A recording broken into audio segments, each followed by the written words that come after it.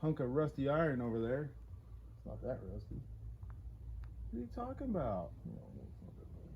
What's up, YouTube? Welcome to Poots Garage. We got something different for you today. We are doing a guest, I guess. It's your guest, not mine. Huh? Anyway, well, I guess this video is brought to you by Jack and 7-Up.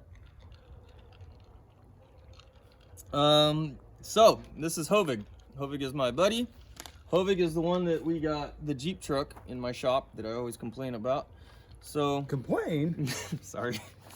God. I mean, it'd be nice to have it out of my shop, but Well, I know that. all right, Hovig. So why did I write? What are we doing here? We're putting an engine in it. A whole powertrain. What are you talking? What are we doing I wrote here? notes down, and I have no idea what the heck I'm supposed to do with them. We're here because we're turning that rusty turd into a fast vehicle. Okay. That's what we're doing. Why did you like the Jeep trucks? Why did you get into these things? Tremors. 100% Tremors. You ever see Tremors? Go watch it. Watch Cave and Bacon, jump in that truck, run around, drive around. It's pretty cool. They do some jumping, I think. Have you seen it? I don't remember Tremors. Tremors is awesome. I remember you just need to like see little it. bits and clips. But I don't You need to see remember that the Jeep truck? Yeah. I still have not found a Jeep truck like that with the step sides. I I would have remember- bought it by now. I remember Twister. Twister had a cool one. When he went down in the ditch and he was driving like all sideways up the sides and then he slammed into the little Yeah, bridge. they got, you know, Tremors, they got the things that come out of their mouth. They had one wrapped around the axle of the Jeep truck. You got to go see it, I'm telling you. Nice. All right, so what about previous J trucks that you've had? Sore subject. Yeah, how many did you have before? I had 4 at one point, including a Wagoneer that you, my friend, took it to the Derby. Yeah. Funnest time I've ever had in a vehicle. I had 3 Jeep trucks. I had a 68, I think it was maybe there were 2 69s. Had a factory 3/4 ton 8 lug. That was the good one, huh? That was the amazing one. An idiot for getting rid of that. Then another one, the first one I got for $500 had a hole in the block in the 350. Yeah? Yeah, it did. Huh. Interesting. Never heard Yeah, it had in a fire too because the front lenses were all like melted and white. Yeah, we took that one to pieces. And they were all California. That was in California at the time. Right. So they were all California trucks. So they were in a lot better shape than stuff It you'd don't find matter. around They here. still rust. They still rust. Yeah, the floorboards are usually shit house. Yeah. And then I had one that was given to me. It came from Reading. A tree fell on it, but it was I want to say it was a 66 with a Tornado, 3 on the tree. It was a nice little rig. Yeah. Yeah. And then you got rid of them all.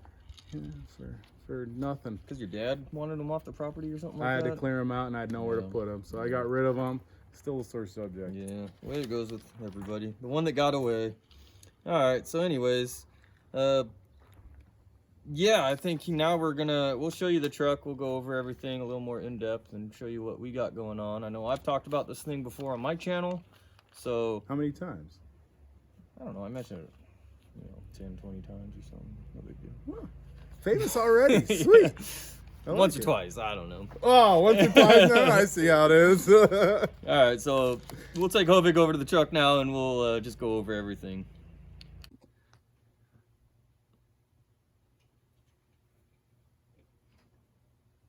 Is that good? Yeah. Yeah, it's good. It tastes good. All right, so here we are. What is this thing, Hovig? It's a 68 J-3000 Jeep called Gladiator. Oh, nice. They kind of dropped that name, I don't know when. Probably when they changed to AMC, because AMC. Mm-hmm.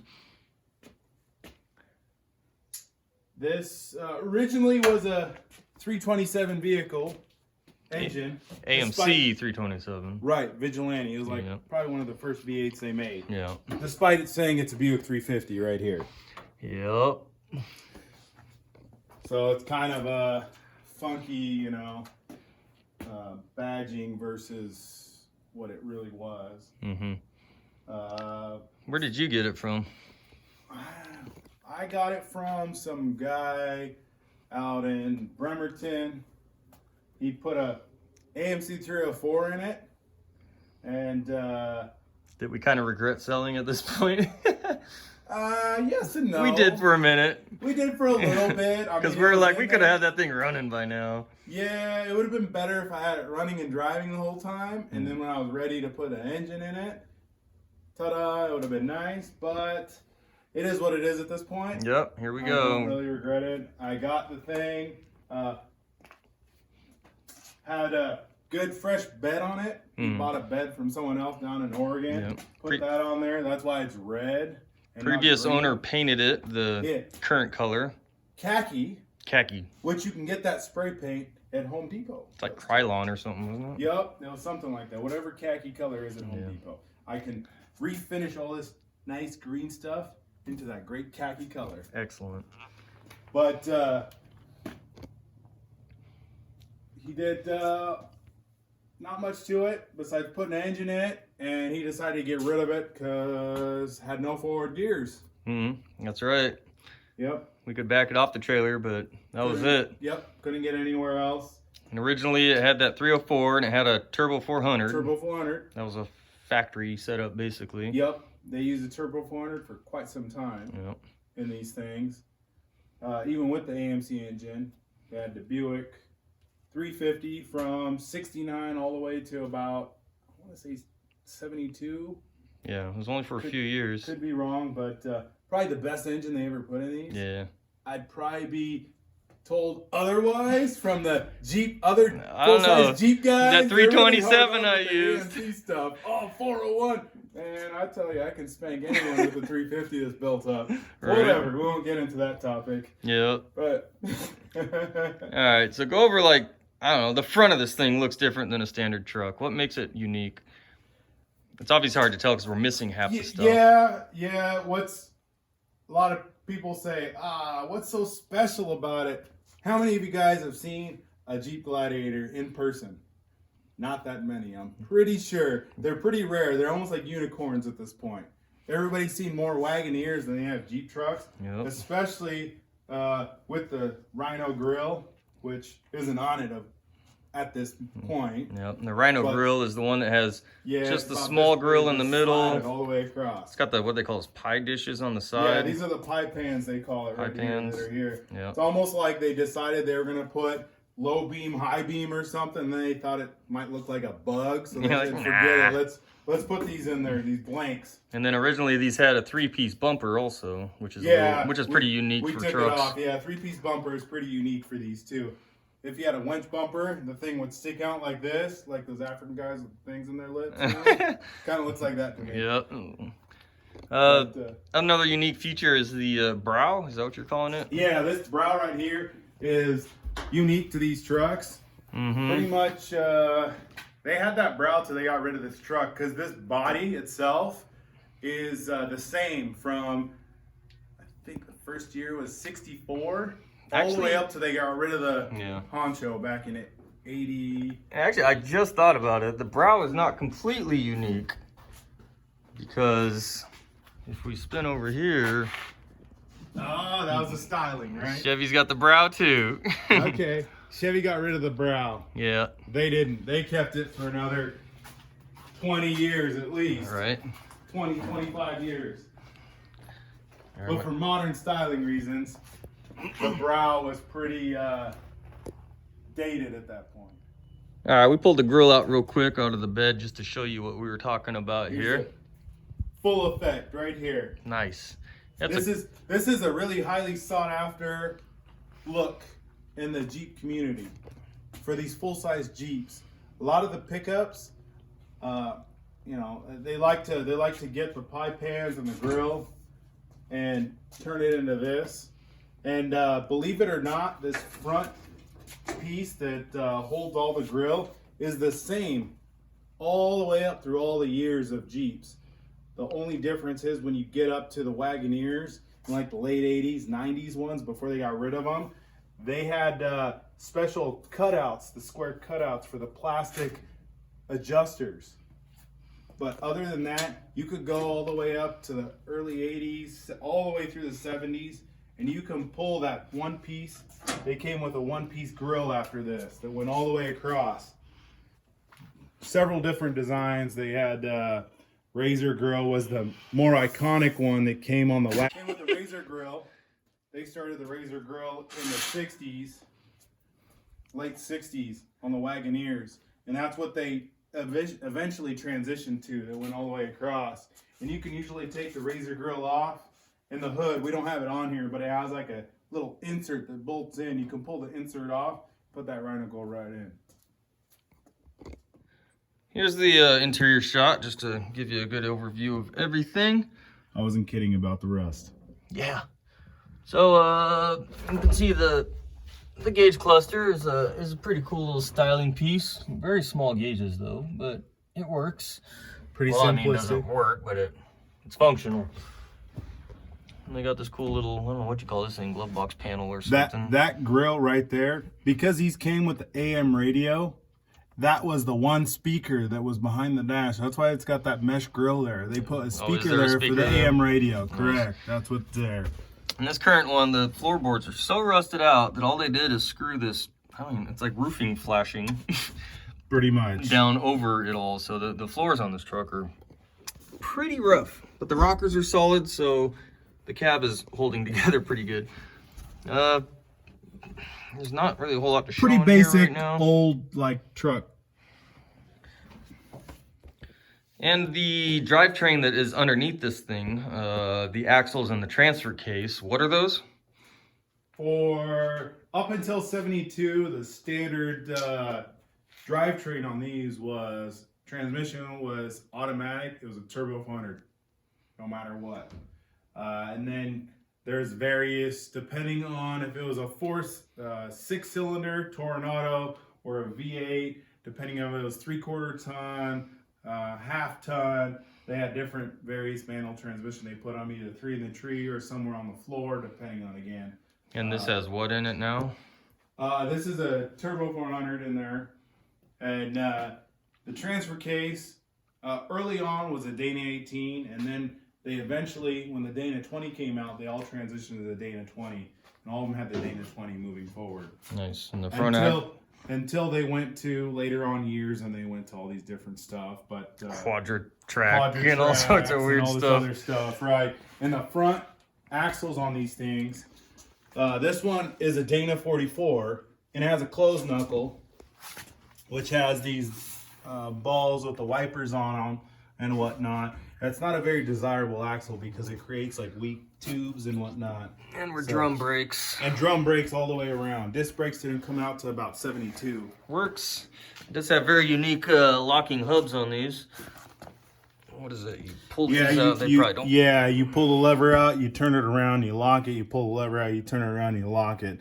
It's a double setup. It's not a single switch like you normally have on the Warrens and whatnot. Still cool. And this rear differential right here, a lot of people mistake it for, it looks like a Dana 60, but it's what they call a Dana 53. It's about the same size, ring gear and whatnot, but it's a semi-float axle, which is a little bit different. And it's got the 2-piece axle shaft like a Dana 20 does, the AMC 20 does. That's what if you look right there. That nut right in the middle is your 2-piece axle shaft, yeah. basically. So, pretty unique, old school. Can't find anything for them, so you ditch them. Pretty much. This is the main reason we are working on this thing right now. So, you'll notice it says Buick on it, but what is it really? It is actually not a 350, what they came with. This is a Buick 455 that I actually purchased for a song, really. I went out to a guy, after we pulled the transmission out of this originally, the original one, I was like, you know what, I'm going to find something else. I found this Buick 455 big block, and the guy had a complete assembly, said it ran and dry before they pulled it out. I went over to look at it, and it was rusted. He wanted like $600-700 for it. he basically gave it to me for scrap price of $100.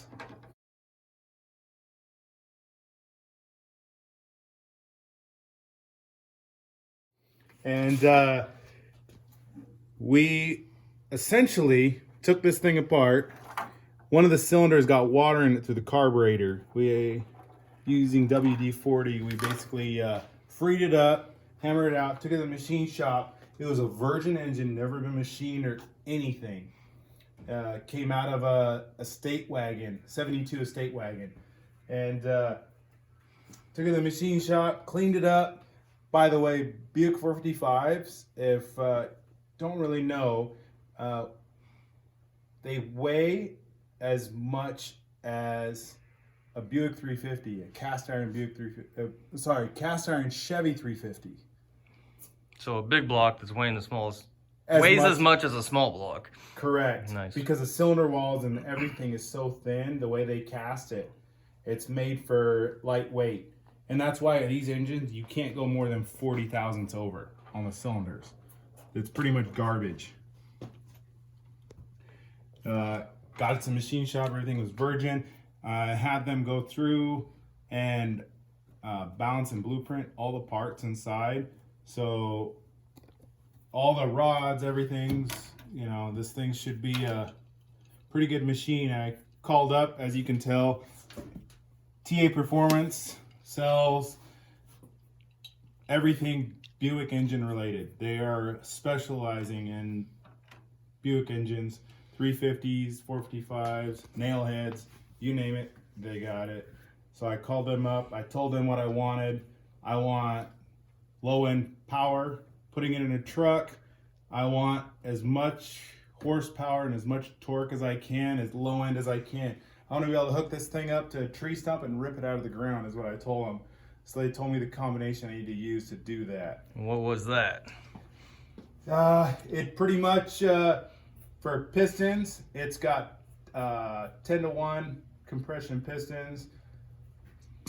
Stock rods? Stock rods. So what makes these Buick engines so special is they use a high nickel content in them. Oh, that's which right. Even the heads on most early engines, they use that leaded fuel. You don't need it in this hardened seats and things like that because of the high nickel content. They're not soft. And then the crankshaft is stock with the high nickel also? Right, and the high nickel content, they at TA Performance, they told me the crankshaft will hold up to about 700 horsepower. Jesus. Stock. Crazy. The rods are similarly durable. All right, so we got nickel content. So we got 10-to-1 compression, camshaft. Do you remember what that is? I don't really know the profile. I have the cam profile, the card. Should be a fairly lower profile. The high torque. Aggressiveness of the cam, it produces just as much, if not more, power as the Stage 1 455 GS's, but at a different RPM range. Right. It's more desirable for this. Little I basically modeled this engine off of the Buick GS 455 that came in the Skylarks, basically was the body for that. And then on the heads, the cylinder heads are a stock head, right? They're a stock head. That's probably the weakest link to this, I think. I would say so, because the cylinder heads are not the Stage 1 heads. The Stage 1 heads had bigger valves in them. This, unfortunately, doesn't have the bigger valves. And in order to put bigger valves in it, the machine shop wanted way too much money. I was like, man, I can buy aluminum ones for that. So at that time, I kind of pumped the brakes on the heads. Right. I figured I could buy, from TA Performance, I could probably buy the, street eliminator heads for, a little bit more than what they wanted for the putting bigger valves in this thing. But we did do stainless steel valves in there, right? Yeah, it has stainless steel valves. It has dual rate springs to handle the cam. And the valve, the rockers, that was a TA Performance setup, right? Right. It's a Is factory. it still loose? Yeah, it's a factory. This is how the rockers look on Buicks. They're shaft-mounted rockers. They just use these plastic buttons to hold the rockers in place. But this is the TA Performance rockers. Right. They basically make this stuff. It's a factory like replacement type of thing, and they say these will hold up to about 500 horsepower the way they are. You don't need roller rockers or anything like These that. don't special. change the ratio or anything, do they? No, they don't.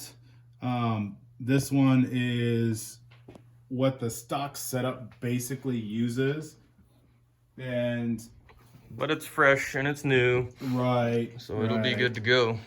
Intake obviously is Edelbrock, as you can probably tell. This Edelbrock here, though, it's what they came out with back in the day. It's what they call a B4B. That's what the performance intake was on the 455s that they used to use. See, B4B. Nice.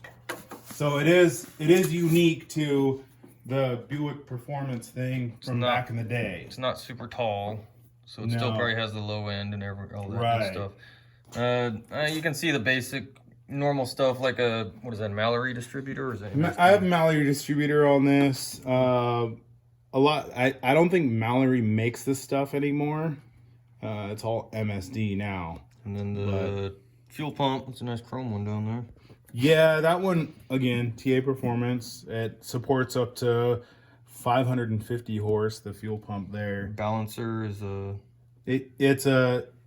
It's essentially a stock replacement. Okay. I got a new one for that because I wasn't too sure of how the stock one really looked. One thing you always talk about and regret is not getting the TA Performance timing cover, all that stuff. Because the timing chain cover on Buicks houses the distributor, the water pump, the fuel pump boss, and all the oiling, the oil pump. It all goes through it.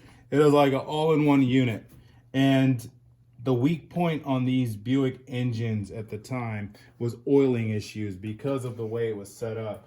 So TA Performance has a timing cover that has all bigger oiling ports. It's all corrected in order to better serve the engine. And try to quicken this up a little bit, we got the headers. Tell us about what happened with the headers that we had. So when I got this, I figured I got headers. They were long tube headers. And when we put the engine in, we were trying to fit the headers up, and we're like, uh-oh. It wasn't a problem with the clearance up in the top in the engine bay. It was a clearance with the transfer case and the drive shafts and everything, since it's four-wheel drive. So we had to opt to go with the shorty headers here. So we have a pipe that we can get with, but the long tubes went back another, probably I'd say 8 to 10 inches. Oh, way back. They were gnarly looking. It was shooting the exhaust right basically into the transfer case, and we couldn't get any of that to work. So we got these shorties, and this will allow us to actually modify the exhaust itself to go around the cross member, around the T-case, because there's not a whole lot of room up there once we get back a little ways. So that was nice that these actually ended up working out. And the transmission that's actually mated to this is the one that came with it when I bought it. It was all complete from the front pulleys. I can't see that. All the accessories, all the way to the tail shaft of the transmission was all in one piece. And I pulled the transmission out, went through the whole thing. That is a factory Buick transmission. And you did a little shift kit in there and the rebuild kit and all that. Yeah, I did a little kit in there and modified it in accordance to the horsepower that I'm looking to achieve out of this. So it'll be able to handle it a little bit better, and shift performance will be a lot better. The one thing about this that makes it unique now is that it has actual Buick Pontiac Oldsmobile bell housing on it, whereas the Jeeps, they came with turbo 400s and they came with the Buick 350, but they always had adapter rings that went in. So the turbo 400 cases that were made back in the day for these Jeeps were unique. They were a little bit shorter in order to accommodate that adapter with the torque converter in it. So this is kind of a one-off type thing at this point. It makes it kind of unique. So what do you plan to do with this thing? Well, when I first got this truck, we were into going to all the car shows and everything else. I wanted to kind of do more of an original esque restoration, make it look all factory with all the stuff and this and that. And now that it's coming together and what I've been doing to it, looking more towards maybe putting bigger axles on it, getting some big tires on it. I don't know if I really want to make it a show truck. Kind of just want to have it to play with at this point. And our initial goal, though, is just to get it running with these axles and this transfer case and basically get it going the way it is. We actually set up the position of the motor so that the stock drive shafts still work. So we plan to use the stock drive shafts, the stock axles, even though he could probably easily blow that rear drive shaft or an axle out when it's done. But, but that's the plan, just to get it running and driving. So, but in the future, it would be cool to see it on those 3/4 ton Chevy axles we got sitting over there. So 14 bolt GM, 10.5 inch rear, full floater, and then the front is a Dana 44 front with a flat knuckle. Yeah, basically. Yeah, flat knuckle, the big hub, as they like to call it in the Chevy world. Yeah. So yeah, that'd be cool to see it. And plus, we actually got a set of tires. I picked up a set of wheels and tires for it that we can use on it if we get to that point, or you can just take them with them or whatever. I forget what the wheels even look like. There's some like 15 by 10s, I think, with some, I think they're actually 34-inch tires on it, but they would fit perfect if we just did, basically threw those Chevy axles under this, did a spring over on them. That's what we were thinking. Yeah, spring over, and then throw basically 34s, 35s on it, and this thing would be like It's not perfect. really a spring over, because spring over is when the springs are mounted underneath the axle. This one, spring over is on top of the axle. Right, these are mounted on top of the axle, but Okay. it's the frame positioning, because these are.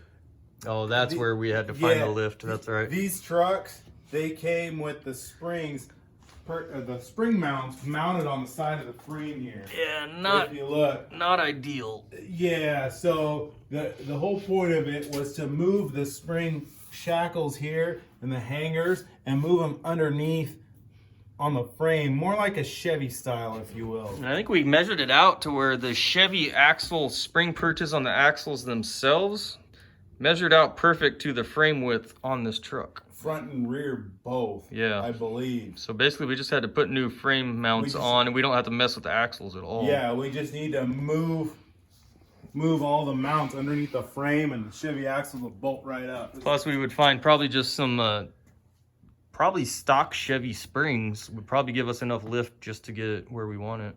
Probably, yeah, just because we were measuring, didn't we say about, it was given close to what, 5-6 inches of lift over what it is now? So if anybody out there happens to know of any stock Chevy, I would say K30 or K20 springs, right, we could use a full set of stock springs. Just throwing that out there.